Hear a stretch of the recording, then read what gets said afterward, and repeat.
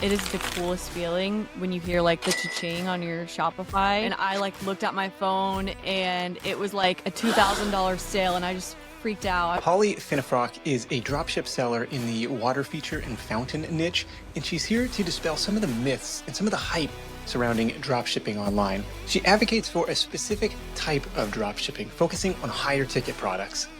You're finding local suppliers, you're building relationships, you are building an asset that you can eventually sell for multi-million dollars.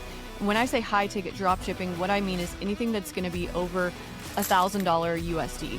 Stick around in this one to learn her niche selection process, some red flags to avoid, negotiating with suppliers, and how she markets the site to make profitable sales. I wanted to have freedom, the freedom to choose. That was my biggest goal.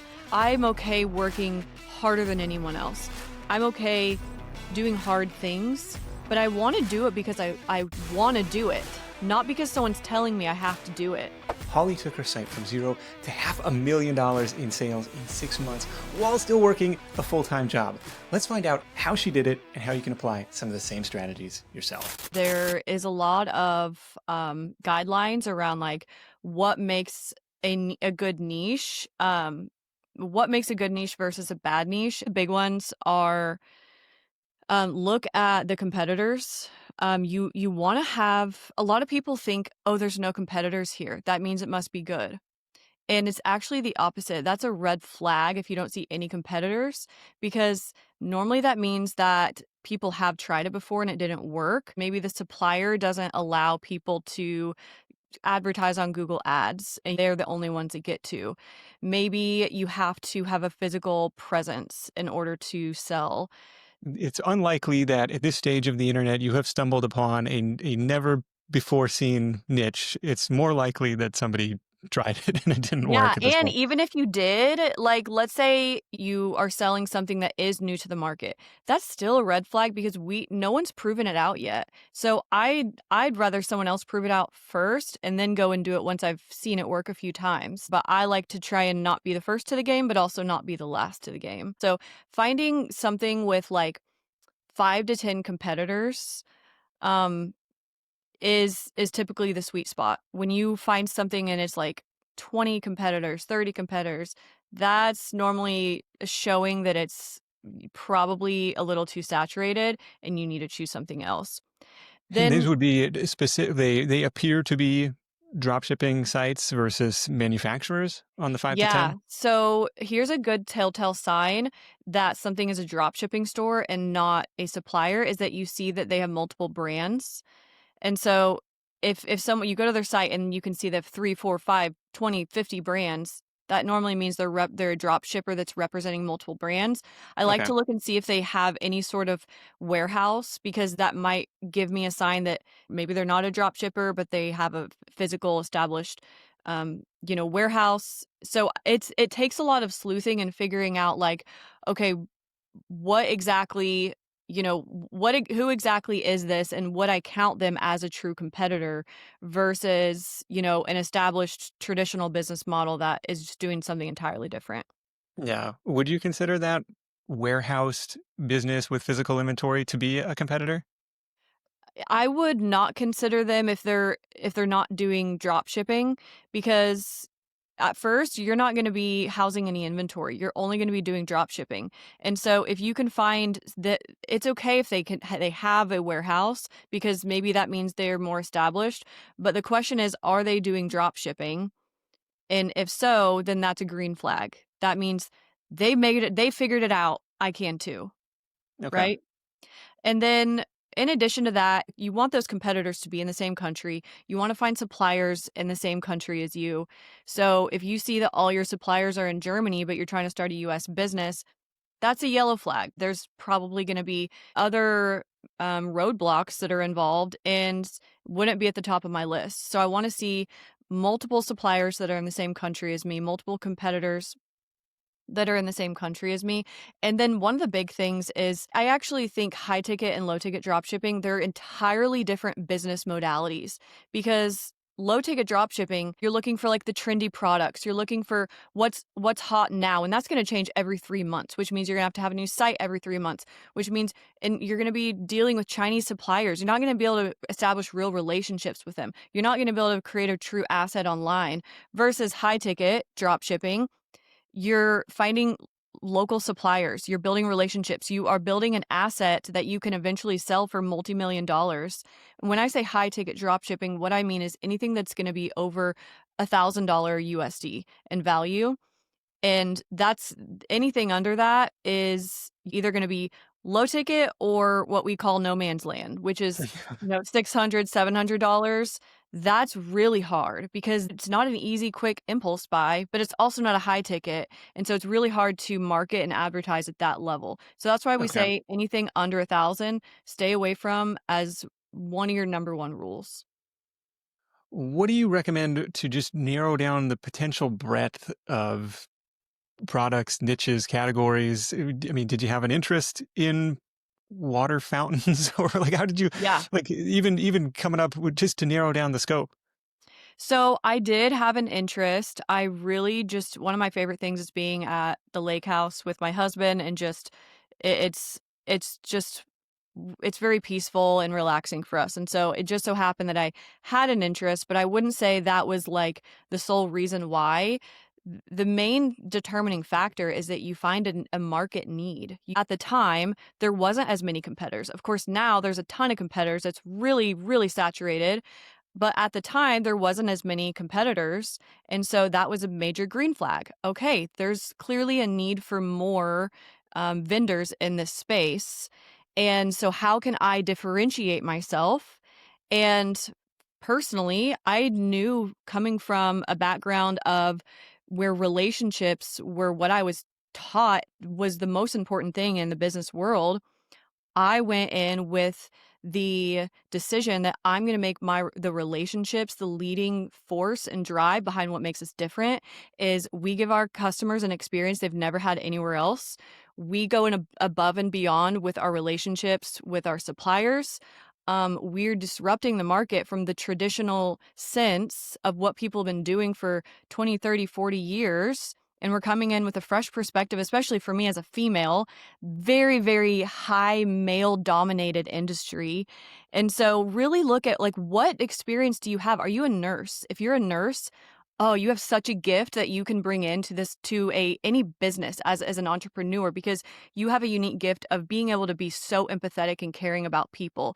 So looking at what your experience and your gifts are and then being able to apply them to whatever you're deciding to do and saying, how is my unique personality able to disrupt the market and give this market something it's never had or seen before? Yeah, this is an important point. When all the competition has access to the same suppliers at the same price, and it's like, well, how am I going to stand out? How am I going to differentiate? And say, well, we're Yeah. going to go above and beyond on the customer service side, on the supplier relationship side, so they want to do business with us versus random competitor XYZ. But going back, Yes. are you able to share any of the product selection criteria from inside the program? Yeah, the main thing is it needs to be over $1,000 in value. And then if there's search volume for that product, then there's a potential for that product to be able to sell really well. And I use keywords everywhere. And you search certain keywords, and normally those keywords are going to be the names of the products. And so you want to see how much search volume does this product really have. Let's say there's 10 different product types in this niche that you're looking at. You want to see a cumulative of around 50,000 search monthly searches for all of those product types. And that's where I mean, if you can get over 50,000, even better. And But there would that's be how like you the know. parent keyword of, something, something, kind of pump or filter or Yes. whatever. And then there's the, child keyword, like the specific brand name. Or is that what you Yes. mean by cumulative? Yeah, so let's use a really like an example of like surfboards. So if I wanted to sell surfboards, I would look at all the brands and maybe the model names of the different surfboards and I would want to put those into Google, and I would want to see, number one, how many times a month is someone just searching for the word surfboard. It's not going to be your highest converting keyword, but it definitely will contribute to some of your traffic. And then you want to look at how many searches are being done with the brands. So let's say you have 3 brand names. You want to say, you know, um, Ed's surfboards. Put that in, see how many searches you get with that. And then you get to just start playing with it, and you get to start discovering what people are actually searching for. You might discover this different product because Keywords Everywhere gives you like a lot of recommendations. If you search this word, you might be interested in these words. And so you're just kind of discovering at this point what keywords people are actually searching for in this industry. And I use the tracking spreadsheet, and you just add up all those keywords, and you put how many monthly searches, and then, if it's under 50,000, that's typically like a red flag. You don't want to go for something there. Yeah, you want to go where there's some level of proven demand that you can step in front of instead of trying to create demand. That makes sense. Yeah, So exactly. what happens after that? You say, okay, it checks the price point box, it checks the search volume box, and now it's like now it's kind of the chicken and the egg problem of like I need Mhm. suppliers in order to have a website, but I probably need a website in order to convince the suppliers to work with me. Where do you go from here? Yeah, so once you pick out your niche and you're like, "This is it. I've decided." I remember when I figured I remember when I landed on my niche, I was so relieved. I was like, I found it. It was raining outside. I was at my lake house, and I like ran out and told my husband. I was like, "I did it. I found it." And I was so Yes. excited because like that's such a big milestone. And then from there, you want to build out a demo site. You need to get a demo site built out so that you can show your suppliers, basically give them an idea of who you are and what your business is, what it sells. This doesn't need to be a functioning website. It doesn't even have to have real products. Just put fake products on it and show them something that you are, what you're working on. So I use Shopify, and I built out the demo site, and at that point, you are ready to call suppliers. So during the niche selection phase, that's when you're going to get your whole list of suppliers, right? You're going to have 20, 30, 40, 50 suppliers. And now starts the process of calling your suppliers, which is really scary for a lot of people, including myself, because it's, really intimidating when you're like, you don't even have a real business and you're asking them to be your partner. You're like, hey, let's partner up. Yeah, they're like, wait, They're who are like, you again? Why am I taking yeah, your call? who are you? Oh, I don't have a real business yet, but um, so it's definitely a mindset, like, it will really challenge your mind, all of your, fears, around judgment and being accepted and worthiness and all of that. But I will say, it's once you make a few calls, like, always call the suppliers that you want the least amount, like, that you don't care about. Call Start them at the bottom first. of the list. Yes. I made the mistake of calling my top ones first, and I regret that to this day. Um, but yeah, so call your suppliers, and this is now one of my favorite things to talk about and coach people on, is the supplier calling part, because I'm really passionate about relationships, and I've learned that if you go into this with the intention of being just as equally valuable as they are, and go into it with the not even with the desire to win them over as a supplier. If you make your intention establishing a relationship instead of winning them as a supplier, you are much more likely to actually win them over as a supplier. And it takes the pressure off, and it allows you to not come off as desperate and needy, because let's be honest, like, you don't need them. If you're really passionate about what you're doing, if you're really excited about going and starting a business, if you've decided in your soul that this is like what you want to do, and you've gone through the steps and validated your market idea, and you know that you're going to make a difference in this industry, there's no reason why you should be anything less than very particular about who you allow to come into your space and your business. You should only partner with the best. You should only partner with people who have the same values as you do. And so that's another thing I would say: before you call your suppliers, decide on what your 3 values are gonna be. You know, create 3 values for yourself, honesty, integrity, relationships, whatever it is for you, because those are gonna be your talking points. And the supplier's not gonna ask you, "Hey, what are your values?" But if you bring up that information on a call with them, nobody else is doing that, and that is those are the little things that suppliers will see that set you apart, where they see that you're not just in this to make an extra dollar, but that you actually care about your business and you care about your customers, and those are the things that are gonna make them then want to ask you to be a dealer for them. And so my intention was go in, create a relationship. "Hey, Joe, this is Holly. Hey, I came across your business. I'm starting one myself. I'm looking for people to, start a relationship with in this industry. And I've seen that there's a lot of popularity about, for you guys online. I want to understand why. What makes you guys the way you are in the industry? What are your values? What is your experience in this? What's important to you?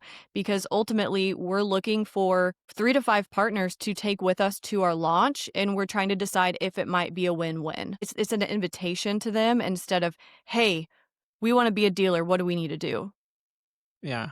Is it common for these companies to have, that become a dealer, become a partner, partnerships, like, in the footer of the website, and it's, send us an inquiry and it goes to some email black hole versus I want to call up and what's Yeah, the job title or role that I'm looking for? If I get that 1-800 number and the receptionist picks up and like, oh, can I talk yeah.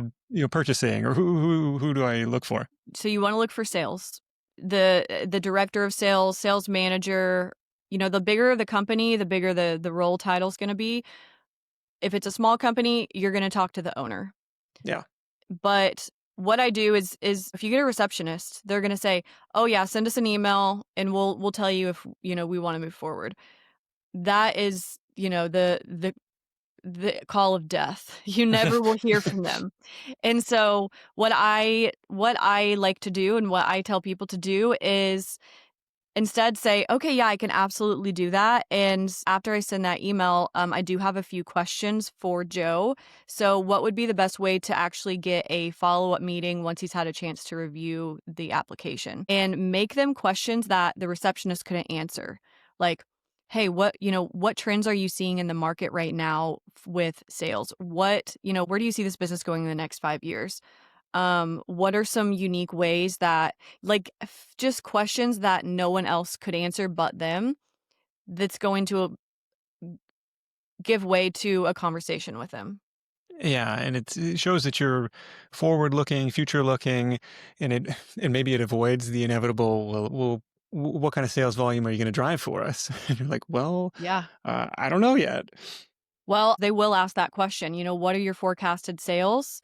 And I say $50,000 a month within 12 months. That's our goal.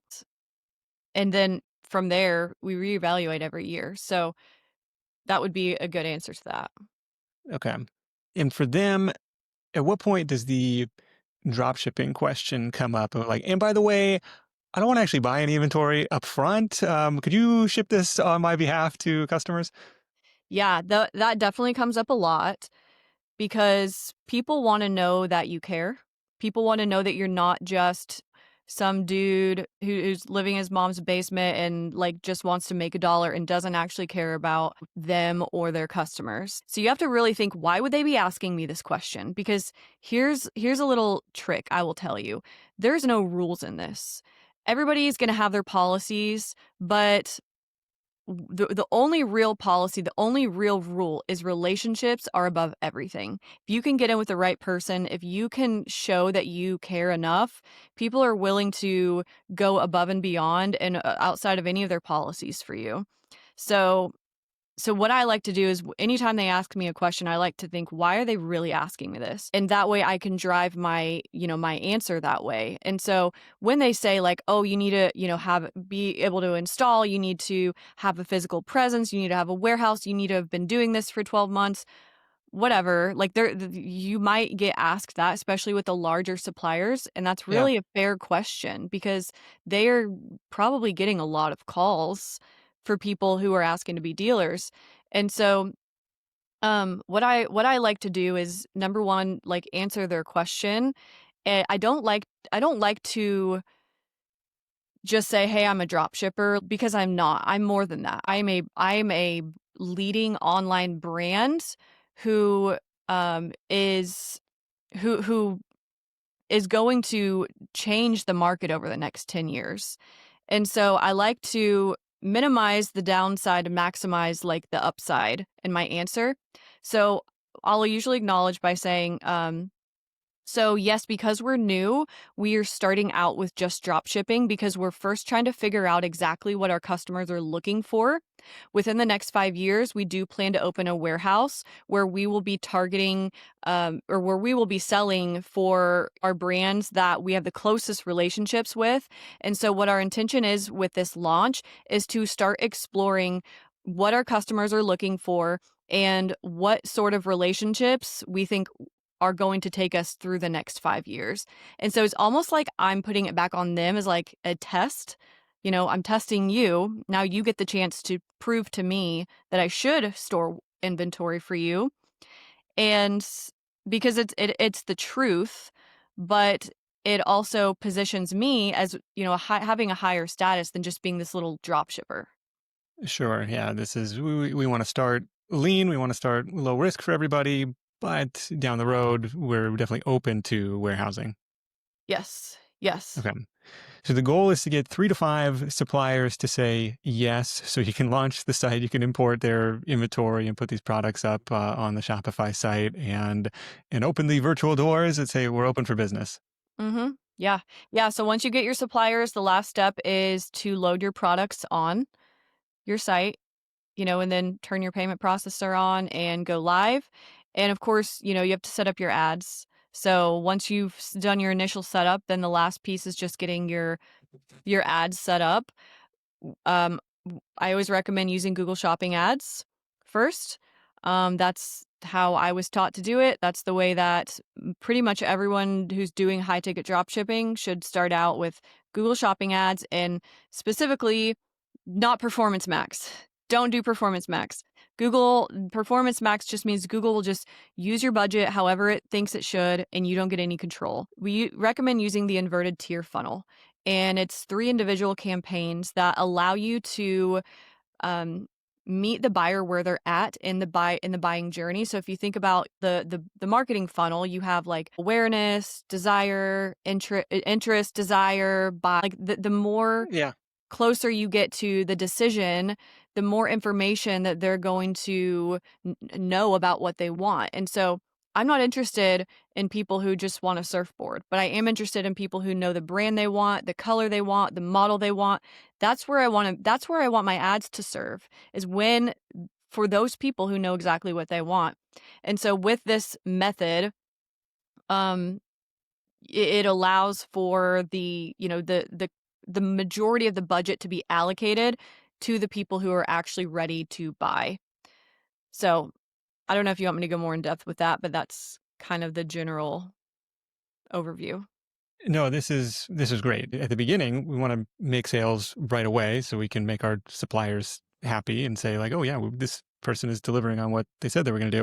And we're not going to sit around and wait for SEO content. We're not going to even target broad educational content about surfboards. We want to target the very bottom of the funnel, people who already know what they want. They're looking for the best price or they're looking for where to get it. It was the Yep. same thing. Like I ran a shoe business for years and years where it was like New Balance model 995, something very, very specific. Mhm. Women's in gray and and Google Ads, they would always be like, you should really target, women's shoes. Think about all the traffic you could get. It's like, those people don't know what they want yet. I Yeah, don't have a good landing page for that, but I do have a great landing page for this specific model.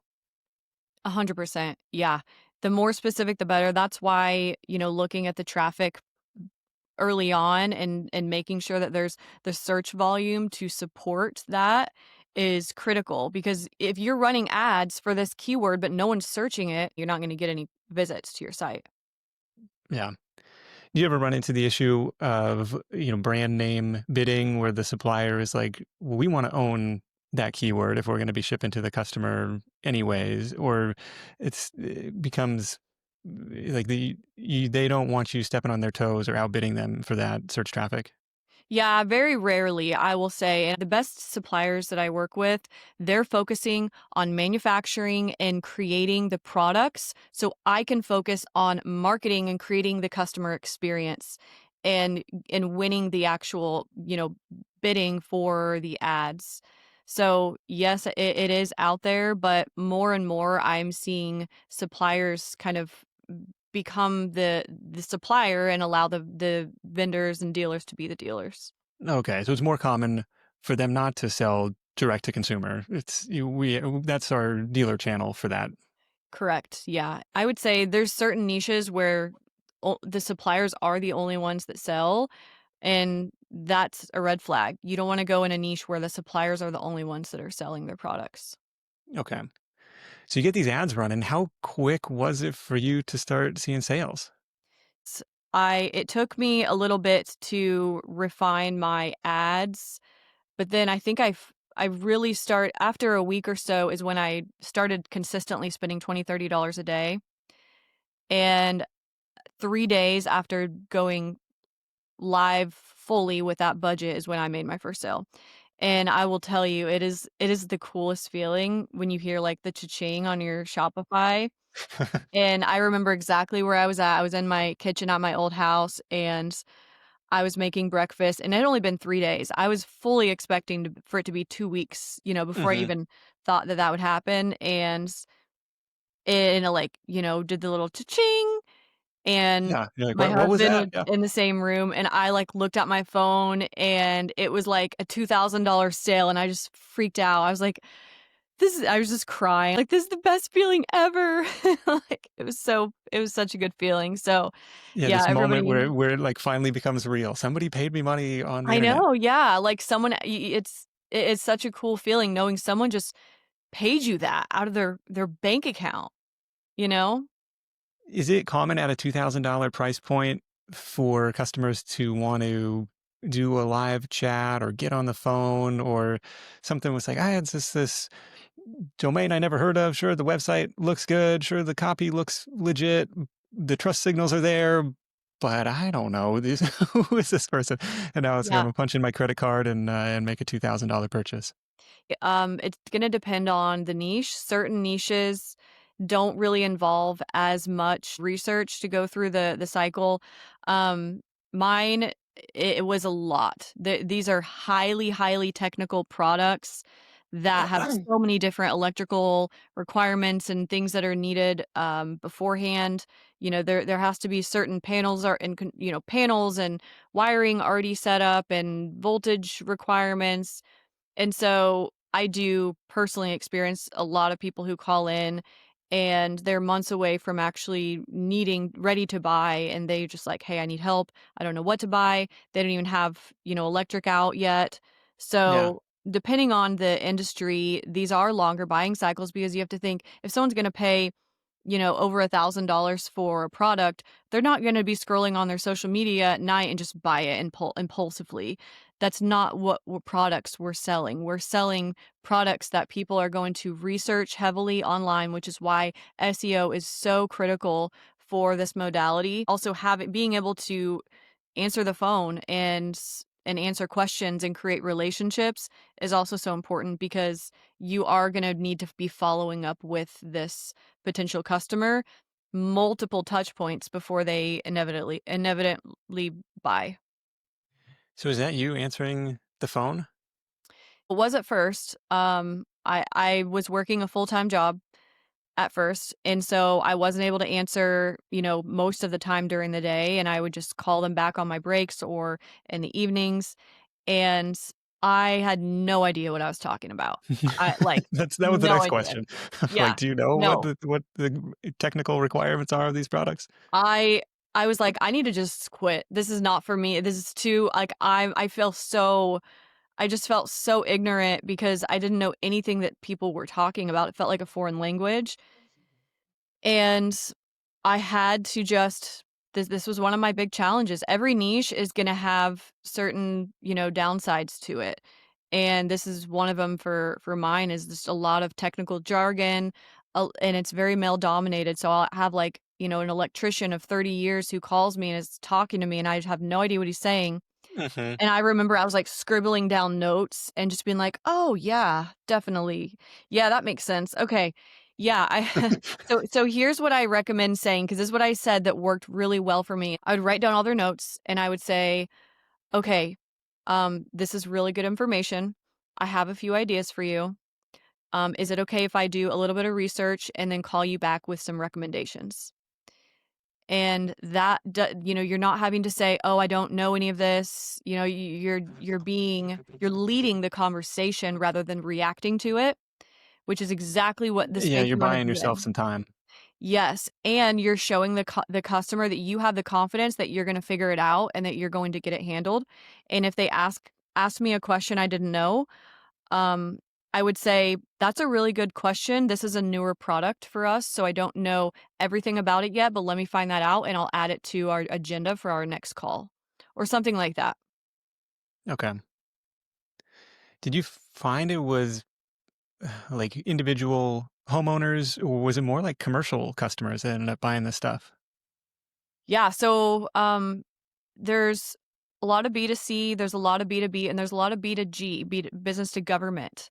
So, Oh, okay. in most of the niches, you're gonna have a mix of, 1 to 3 of those, um, selling cycles for, and they're all gonna be different. If you're selling to, government agents, municipalities or whatever, they're gonna have a strict bidding process, and you have to submit a proposal, you have to submit a formal bid by a certain date. So you can't just, like, handle them the same way you would a 70-year-old farmer who calls and he just wants to talk to you and be your friend and will buy from you on the same call. Or a business where you're talking to the assistant and they're trying to get the information to the owner. Every single customer type that you encounter, you learn to navigate differently, and and that really affects, your success as a business.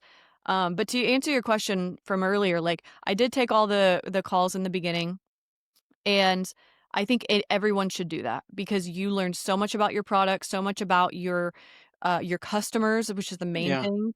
And eventually, after about 6 months, I hired a assistant who just took phone calls for me, and they started answering the phone. And I, taught them everything about the products and the policies. And now, of course, it's been about 3 years, and I have 2 full-time employees who just answer the phones and, do all the day-to-day stuff, and they're great. They handle all of it, and now, I only get involved when there's an escalation or if it's a deal that's over 10,000, then I will get involved to actually help to, add some, like, muscle into the negotiations and things like that. Okay. Do you find people negotiating price on you? Hey, it says it's 2,500 on the website, but what kind of deal can you cut me? Oh, yeah, all the time. Yeah. People love to negotiate, and I Just by virtue of it being a higher ticket thing, where it's like, I'm not going to call up Amazon and be like, "Hey, it's 29.95. Could you give it to me for 27?" Yeah, I think maybe that's just the nature of a lot of these. I really don't know, but people will call, and I tell them, like, "We'll call us for the best price," because with most of these niches, you're gonna follow what's called MAP pricing, Yeah. minimum advertised price, so you can't compete on price, and so what I like to say is, like, if I can't compete on price, I have to compete on service, and so I'll tell the customers this, like, "Hey, we can't advertise lower prices. What we can do is give you an experience you've never had anywhere else, and nobody can beat us on price. So we will give you a lower price, but we don't want to win on price because if we win on price, then we don't really win. We want to win because you're so impressed with us as a business. So yes, you give the lowest price, but also give them the best experience. And so you are allowed to make a private deal. You're just not allowed to publicly advertise that. Correct. Yeah. So you can have them call you and I can say, "I'll give you $100 off," and you can use that to leverage, Yeah. the deal and say, "If you move forward right now, um, we will give you $100 off." How much margin do you typically have to play with on a product like that? Every niche is different, but average is 10 to 30 plus percent, maybe even 10 to 40%. Like 40% when you get up there and you have some experience with your suppliers and they've proven yourself. But net margin anywhere, I would say 15 to 20%. Okay. So if you're for every $100,000 worth of product you're selling is 15,000 worth of profit at 15%. Exactly. Yeah. Okay.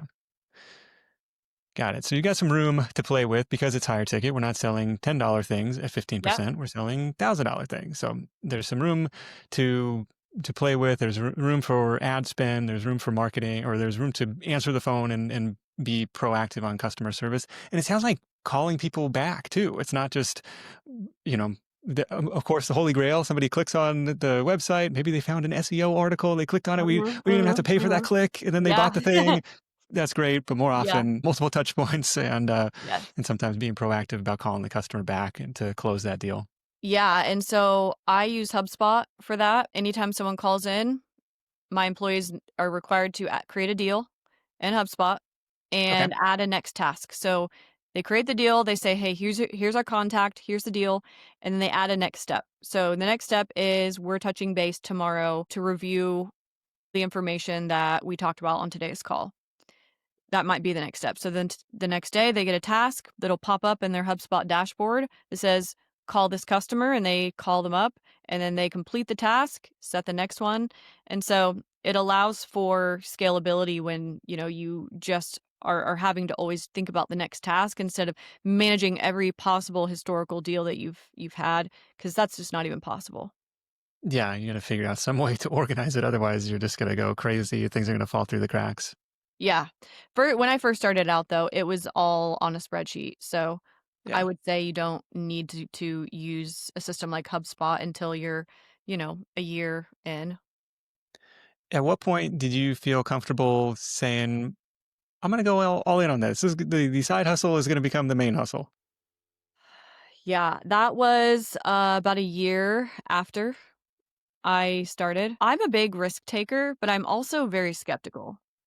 And so it's a unique mix because I'm constantly fighting myself with wanting to take the risk, but also being very skeptical of the outcome.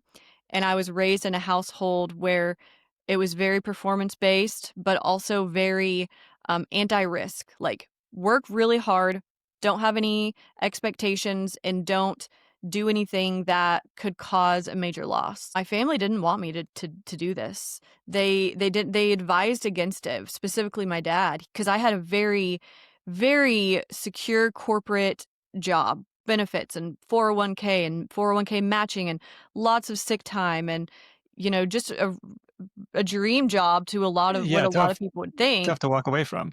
Yeah, and so that was a really big thing for me to actually quit my job. And I had to do it in spite of what people, told me, "Oh, this isn't gonna work. This is crazy." And I I decided, I don't even know why, like, what it was about that moment, but there was just a moment where I knew this I can quit my job. The biggest thing was, like, I now am able to support myself financially, but it had only been a year, so there was no evidence that this was gonna just continue to grow the way it had. So there Sure. was definitely some fear. There was a lot of I had to just decide, "Okay, I'm going to go for it." Yeah, you had Um, some track record of revenue and profits, but yeah, like you say, it was a relatively short window. yes, Okay. relatively short, and but one of the main reasons I started this, I had to think about what was my intention for doing this. And for me, to I wanted to have freedom, the freedom to choose. That was my biggest goal. I'm okay working harder than anyone else. I'm okay doing hard things, but I wanna do it because I wanna do it, not because someone's telling me I have to do it. And so, after I crunched the numbers and I'm like, "All right, I'm doing better than I'm at doing am better than I am doing at my job." I'm actually makes more sense. The other thing is, like, I realized it actually made more sense to leave because I was missing so many phone calls, Yeah, well, not yeah, well, being at my how can job. we improve the sales numbers if we Yeah, actually were fielding those calls on the first because my ring? Yeah. employee couldn't keep up by himself anymore, and Yeah. so I either had to hire a second employee, or I was just losing that. So I realized I could actually make more money if I was just at home answering the calls. So everything just lined up, and I'm like, "I'm gonna go for it. I can always get another job," you know, Yeah, if I have what's the to. realistic worst case scenario? Yeah, and so I went for it, and I will say one of my most memorable moments in my life was, like, making that call and putting in my 2 weeks to my boss. I was sitting in the parking garage, and I was so scared and so nervous, and because I had been doing this for 10 years, doing sales and for specifically for this company for 6 years, Yeah. and I was in a really good position, a really good place, and I went out to the parking garage, and I was, like, sweating, and I made the call, and I'm a very non-confrontational person. I consider myself, like, an introvert. I don't like to do things that are gonna make people cause people to talk about it. I just I that I knew, I was like, "I have to do it." So I called him, and I was like, "Hey, I have some news." And I just told him, I'm like, I'm putting in my 2 weeks. I'm so sorry. Um, but I started a business because I hadn't told anybody at Yeah. my job. And so this was like a big surprise to everyone. And and so it was a very short call, he was very understanding. And and then I remember after I got off the call, I just sat there and I had this like spiritual moment where I'm like, wow, I really did this. I really did this. And then like all those moments flash through, like me running to tell like me at the lake house running to tell my husband about the niche idea, and me being afraid of like calling my suppliers and making my first sale. And all these moments are like flashing through. And I'm like, I really did it. And Yeah, I mean, think about how the trajectory of your life, think about like diverging paths in the forest. Like in just 1 year, we went from, yeah, 10 years corporate sales all in now like on a completely different path. yeah. And like I'm just such an average person. I don't have like extra special skills that other people don't. And so it was just so special for me because I'm like someone just normal like me. Like I did it. And and so in that moment, that's when I knew I wanted to go become a coach for Dropship Breakthru because I was like, I want to help as many other people in my life make that phone call and put in their 2 weeks and have this moment of just pure, like, gratitude and joy. And so, yeah, it was a really Yeah. cool moment. I think everybody who's quit, well, maybe I imagine some people are just like, go out blaze of glory, throwing stuff off of the cubicle walls or whatever. But for most Yeah, people, it's kind of like this nerve wracking moment of like, can I really cut my own paycheck? Am I really yeah, going to go on my own way? At least it was for me telling my boss we were out to dinner, and it yeah. was like on my second beer before I got up the nerve to drop the news, like I'm out Oh, of here. And, really? and he knew about the side business at the time. So it wasn't like as big of a surprise, but he's like, oh, whatever, good riddance. So, but it was a burden off of the shoulders. It was very freeing in that way. So That's that's awesome. super cool. So you're doing the Yeah. coaching with Dropship Breakthru, obviously still running the site. What's like a day in the life, if there is such a thing these days? When you first start out, it's totally different than where you're at where I'm at now, which is 3 years in. So now I have a team of 3 full-time people, 2 of them that are handling the day-to-day and customer facing, and then the other one who's doing back-end administrative work, and I have a bookkeeper, and, I have an SEO team and just people who get to do that stuff, so I'm not having to be in that day-to-day. So, I would say my whole intention and my goal was, like, I didn't wanna have to get up and just work an 8-hour workday. I didn't wanna do that, and so I often find myself getting back into that because my performance-based conditioning I'll feel guilty if I wake up and don't do anything during the day. I'll feel like I have to work, I have to do something. So I've had to kind of play with that since I've quit my job and find a routine that that I can feel good about. I actually like to work. I just don't want to, feel like a prisoner to it. So I I have this like trick if you want to hear it. It's the secret to not having a to-do list. Do you want to know what it is? Yeah, let's hear it. So every Sunday, I take my whole to-do list and I disperse it throughout the week. So any meetings, anything that's the most important, I put it on the calendar first. Like I do Pilates twice a week, any workouts, like I put them on the calendar, number one. And then any meetings, any coaching calls, those get put onto my calendar automatically. So then I take my to-do list and I write it all out. I prioritize, what's the most important to least important. The most important things I put on Monday. Those have to get done. Um, and then the rest of the to-do list, I'll spread out like Monday, Tuesday, Wednesday, and then Thursday, Friday, I try and keep as light as possible so that it's just, there's not a lot of scheduled things. No, that makes a lot of sense. I like the idea of front loading the week. So by Thursday, Friday, Mhm. it's like, I got some free time to go hang out. And there's a line I want to attribute it to Tim Ferriss. I don't know if he's the first to come up with it, but it was luxury to me is feeling unrushed. Instead of this, I got Mm. to get up and go, go, go. It's like I can afford myself some breathing room in the budget and in the schedule. And so I really like that stuff. Are you actively trying to like find new suppliers, to drive new traffic? Is it primarily still ad driven, or has now the site been indexed and there's a body of content that people are finding organically? What's going on there? Yeah, so I am always trying. I'm that is one of the things that will never outsource is my supplier relationships and and constantly um renegotiating your margins. Whatever they give you up front, that will change. After you've made a few sales for them, you can then call them back and say, "Hey, let's talk about this." Would your 10 to 30% include like your ad cost, or is that kind of like I need to have profitable ad spend out of that margin? You would want to have profitable ad spend out of that margin. Okay. So that's why I say the net profit is usually 15 to 20%. That's after ad cost. Okay. Got it. Got it. Yeah. So, yeah, I'm consistently trying to get new suppliers. For me, that I usually start calling I do my supplier calls in the winter because that's the slow season for me. Ads are constantly being managed. We're constantly having to adjust our bids because of seasonality changes, changes in the competitors.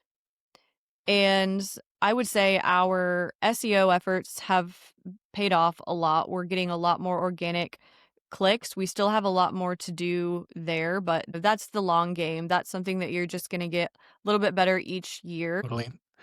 What's next for you? What's got you excited for the future of this business? So we are working on starting to do some private labeling. So we're gonna create our own brand and, private label so that, the products can be kind of our own versus our suppliers. So that's Okay. something that's exciting for me because that's gonna open a lot more doors and just really build on our brand, itself. It's gonna create we're gonna expand from just being a drop shipper to being a true brand online. Yeah, and So this is a big shift because instead of, low risk, I don't have to buy the product until it sells. Now all yeah, of a sudden I got to work with the manufacturer to buy many of the product before it sells, and I know. hopefully there's some demand. But in Yeah. exchange, much better margins, hopefully. Definitely. Yes. So it is. It's higher risk up front, and that's something that I haven't faced yet. I don't, it's going to come with its own set of challenges, but we're excited for it, and Yeah, that'll hopefully be coming, within the next 12 months, and then we're also gonna be getting on Amazon and starting to sell a lot. I don't know why we're not on Amazon yet, but we're working on that, and For then the private label stuff or for the existing supplier products? right now it's just for the existing, Okay. but eventually, it could be for the private labeling too. So is that just a special approval? Like, hey, we've been working together for years. We'd like to be your retail representative on Amazon, even if they're not selling directly or if there's not other dealers already selling. Or yes, even if there are, you can throw your hat in the ring too.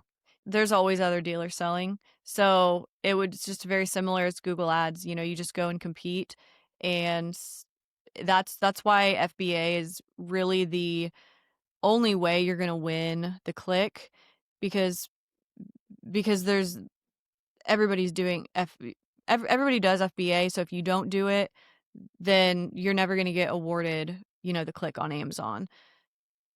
Meaning Amazon is warehousing, Amazon is fulfilling the thing, um, and it becomes Prime eligible. Yeah, exactly. Even So, for the high ticket stuff, that's somewhat surprising. I would have I figured know. like, for the really high ticket stuff, it's going to ship from the supplier. Yeah, at least that's been in my experience. I don't know if it's different for other niches, but that's been how it's been for me. Yeah. So in that case, do you have to convince your supplier to send some stuff into the Amazon warehouse, or do you have to kind of front that, or how are you doing that? We would have to front it. Okay. So that would be, a large investment, and so it's it seems like it would be worth the risk, but I don't know, we're still in the middle of the conversations and trying to figure out if that's, the direction that we wanna go, but I'm pretty sure it is. Yeah. If nothing else, worth an experiment, worth a test. Yeah, It's hard to overestimate the transaction volume that flows through Amazon. I mean, even just my own little experiments in clearance arbitrage and stuff. And I was like, I swear I just sent this in like yesterday and it's already sold. Like just ran. It's crazy the search or the just sales volume that they do. I know, it really is. Yeah, it's kinda scary, actually. But Well, yeah, those 2 things, and then, we wanna have kids soon. My biggest goal is, like, start raising my kids and not having to be consumed by this all the time. I definitely still wanna be involved, I want to continue setting goals and growing the business, but I would love to just raise a family and not have to constantly worry about, is this gonna, like, do I have to go into an office somewhere and have a job? Like, that's such a gift yeah. to I mean, to have. every year that goes by, I imagine that fear becomes less and less. You're like, oh, we're Yes, still okay. So, I very know. cool that you built that lifestyle. Yeah. Well, Holly, this has been awesome. Dropshipbreakthru.com. I believe there is a on-demand webinar if you want to learn more. Maybe dropshipbreakthru.com/side hustle may or may not be my referral link. We'll double check on that and put it in the show notes. Let's wrap this thing up with your number one tip for Side Hustle Nation. Don't let the fear of judgment from others stop you from pursuing your dreams.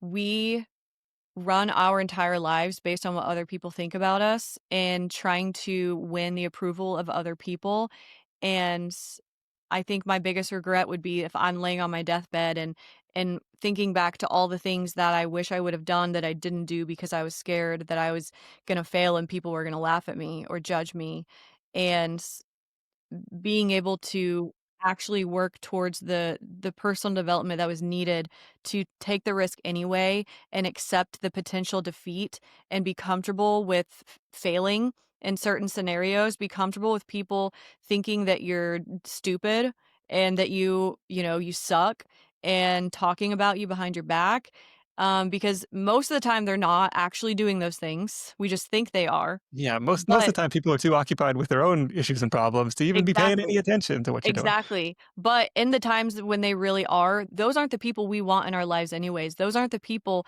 that we want to sit next to us, that we want to have as our support network, and Absolutely. Well, this has been awesome. Takeaway for me before we wrap is like if everybody has access to the same suppliers at the same price, what is going to set you apart? It's got to be this differentiation.